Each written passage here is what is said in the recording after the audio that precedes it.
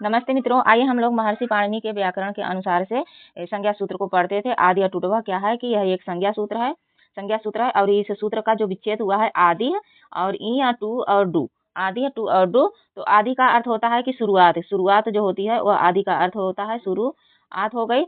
और ये यहाँ पे आदि का अर्थ हो गया शुरुआत। और इया का अर्थ है जो इया अक्षर है जो पहले लगा हुआ है। टू क्या है, ट वर्ग में ट ठ ड ढ कोई भी वर्ण हो।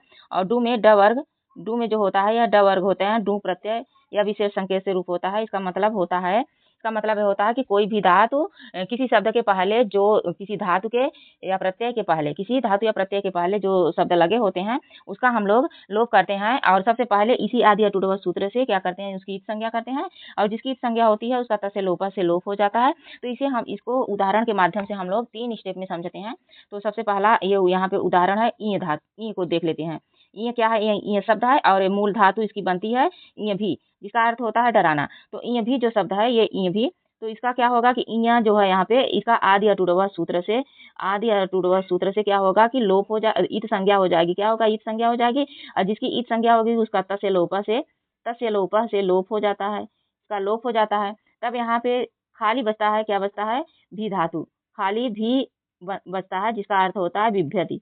बिभ्यति आदि रूप बनता है, विभेति, विभेता, ऐसे करके रूप बन जाता है। और अगला हमारा जो दूसरा है, टू शब्द आया है यहाँ पे। टू जो एक उदाहरण है, तो इसकी मूल धातु टूनद होती है। क्या टूनद होती है, जिसका अर्थ होता है समृद्धि। तो जब इसको ये टू की भी आदि अटूटवा सूत्र से क्या होगा, ईट संज्ञा हो जाएगा। और ईट संज्ञा से तस्य से लोप हो जाएगा। तो यहाँ क्या बचेगा, खाली यहाँ पे बच जाएगा नद। क्या, नद बचता है। और नद से बनता है नुदति, नुंदति रूप बन जाता है। और यहाँ उसके बाद तीसरा है ये डू। डू जो उदाहरण दिया है, तो इसकी मूल धातु डुकरी होती है। क्या होती है, डुकरी, जिसका अर्थ करना होता है। इसका अर्थ करना होता है डुकरी धातु का।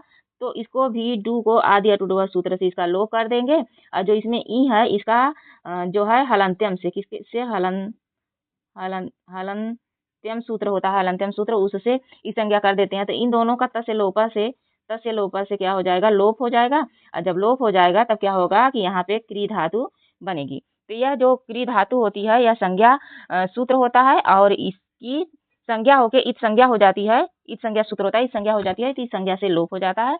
और जो धातु बचती है यह मेन धातुओं में लगता है। सबसे बड़ी बात है कि यह धातुओं में लगाया जाता है। तो ये था डुक्रिय आदि अटूटव सूत्र दोस्तों। तो आगे हम लोग आगे के सूत्र की इस संज्ञा सूत्र करने वाले संज्ञा सूत्र पढ़ेंगे। नमस्कार।